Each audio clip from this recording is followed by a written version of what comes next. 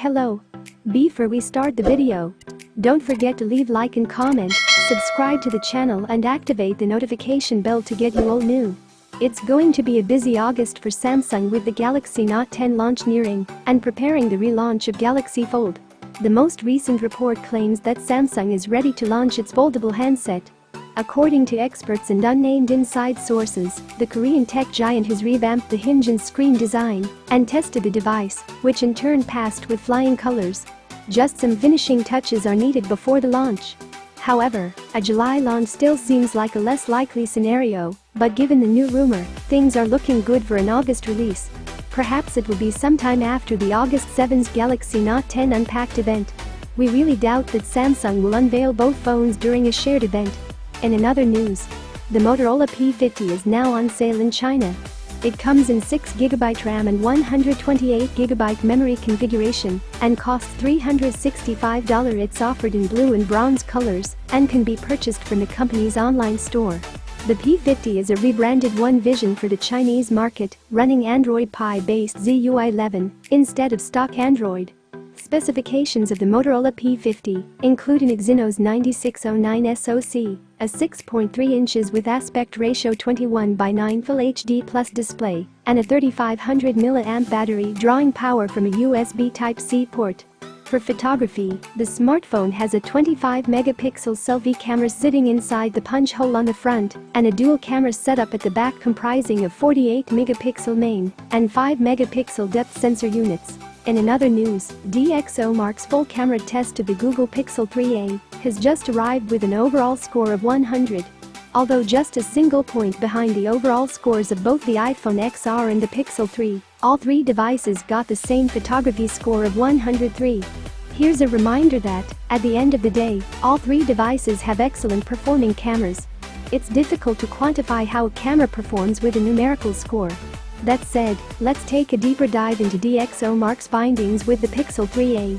For starters, exposure was almost always spot on with the 3a, except for high contrast scenes. The Pixel has always tended to underexpose slightly to achieve a high contrast feel. The iPhone XR was able to retain details and shadows slightly better. Like the Pixel 3, the 3a's color reproduction is quite good with a slight leaning preference towards cooler tones. Indoors and in low light, this results in a slightly pink and orange cast, but wasn't a concern for DxOMark's. On the other hand, the 3a received a better score for natural color reproduction in DxOMark's lab tests compared to the Pixel 3. Details are a strong suit for the 3a. In field testing, the 3a not only did slightly better in noise reduction over the Pixel 3, but it also did very well to preserve fine details in the scene. When it comes to portrait mode, the Pixel 3a wasn't quite as good as the 3. DxOMark's found the 3a not to be as consistent in terms of the amount of bokeh that was applied between shots. Image artifacts that affect quality is how DxOMark deducts points from the score. While details are very good towards the middle of the frame on the Pixel 3a, sharpness drops off when you inspect parts of the image towards the corners of the frame. These issues include ghosting, color fringing, and ringing. DxOMark's had only praise for the Pixel 3a's autofocusing speed and accuracy in all lighting conditions. Moreover, given that we encountered no focus irregularities during out-natural test scene photography sessions, you can be assured of first-class autofocus performance from the Pixel 3a. Video testing showed noticeable underexposure in lower light, which impacted the 3a's video score. HDR+ can only do so much for photo, but the technology doesn't translate into video the same way. For this reason, texture, noise, artifacts, and stabilization are all slightly inferior on video than on stills. Otherwise, the Pixel 3a is generally a capable device for video exposure, with accurate target exposures and slightly better preservation of highlight details in brighter light conditions compared to the Pixel 3.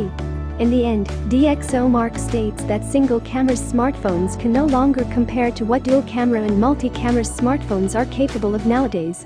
Although the Pixel 3 and Pixel 3a have identical camera hardware, the results are slightly different upon closer inspection. The Pixel 3a's lower-end chipset ultimately led to its slightly lower video score, but it remains a capable video performer. With a strong performer in the mid-range sector, we are starting to see more advanced computational camera technology trickle down to the mid-range and even low-range smartphones. See you in the next video.